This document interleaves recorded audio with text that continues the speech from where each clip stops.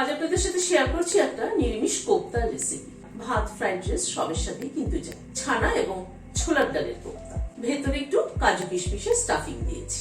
চলুন তাহলে একবার দেখে নিই কি কি মশলা ব্যবহার করলাম। 1 চামচ পোস্ত দিলাম, 1 চামচ তিল দিলাম, দই দিচ্ছি 3 চামচ। পোস্ত আর তিলটাকে দই দিয়ে পেস্ট করে নিচ্ছি। হোয়াইট অয়েল দিচ্ছি, টমেটো অর্ধেক করে কেটে নিয়ে দিয়ে দিচ্ছি। 2টো টমেটো দিলাম, 2টো কাঁচা লঙ্কাকে ভেঙে দিয়ে দিলাম। এরকম ছোট ছোট 3টে টুকরো আদা দিলাম, খানিকটা কাজু দিয়ে দিলাম। এদিক দিয়ে নাড়াচাড়া করে নিচ্ছি। আদা, কাঁচা লঙ্কা, কাজুটা এপাশ দিয়ে ভেজে নিলাম, তুলে নিচ্ছি। টমেটোটা খোসাটাকে ছাড়িয়ে নিয়ে টমেটোটাকে তুলে নেব।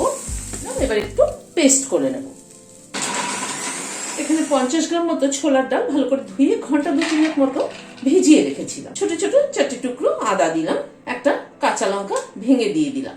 খুব সামান্য পরিমাণে একটু জল দিচ্ছি। পেস্ট তৈরি করে নিচ্ছি। স্মুথ পেস্ট তৈরি করে নিলাম। 750 ml দুধের ছানা আছে, ভালো করে মেখে নিচ্ছি। ছানাটাকে খুব ভালো করে মেখে নিলাম। সাদা তেল দিচ্ছি, ডালের পেস্টটা দিয়ে দিচ্ছি, কষিয়ে নিচ্ছি। নুন দিয়ে দিলাম, কষিয়ে নিলাম। এবার ডালের এই পেস্টটাকে ছানার মধ্যে দিয়ে দিলাম। রোস্টেড জিরের গুঁড়ো দিলাম, চিনি গুঁড়ো করে নিয়েছি 1/2 চামচ দিলাম, 1 চামচ ময়দা দিলাম। ভালো করে মেখে দিলাম। খানিকটা করে পোর্শন তুলে নিচ্ছি, গোল গোল করে বলের মতো শেপ করে নিচ্ছি। নিয়ে মাঝখানটা একটুখানি গর্ত করে নিচ্ছি। এখানে খানিকটা কাজু কিশমিশ নিয়েছি, কাজু কিশমিশ একটু এর মধ্যে ভরে দিলাম। দিয়ে মুখটা বন্ধ করে দিয়ে আবার এরকম করে বলের মতো তৈরি করে দিচ্ছি। হোয়াইট অয়েল দিচ্ছি, ছানার বলগুলোকে ছেড়ে দিচ্ছি। সাদা তেল অ্যাড করছি। তেজপাতাকে একটু ছিঁড়ে দিয়ে দিলাম। অল্প একটু সাদা জিরে ফোড়নে দিলাম। গ্যাসের ফ্লেমটাকে কমিয়ে দিয়ে ফোড়নটাকে একটু ক্র্যাক করিয়ে নিচ্ছি। এই মশলাটা অ্যাড করে দিলাম।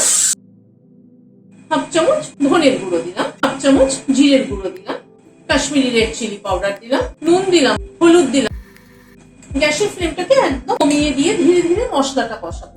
প্রায় 3-4 মিনিট সময় ধরে গ্যাসের ফ্লেমটাকে কমিয়ে মশলাটাকে কষালাম। এবার পোস্ত ও তিল বাটাটা দিয়ে দিচ্ছি।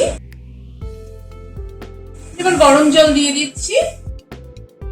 1/2 চামচ চিনি দিয়ে দিলাম, 1/2 চামচ ঘি দিয়ে দিলাম, গরম মশলার গুঁড়ো দিয়ে দিলাম। এর উপরে ঝোলটা দিয়ে দিচ্ছি। ভিডিওটা যদি ভালো লেগে থাকে তাহলে একটা লাইক এবং সাবস্ক্রাইব করার অনুরোধ রইল। আজ তাহলে এখানে শেষ করছি। নমস্কার।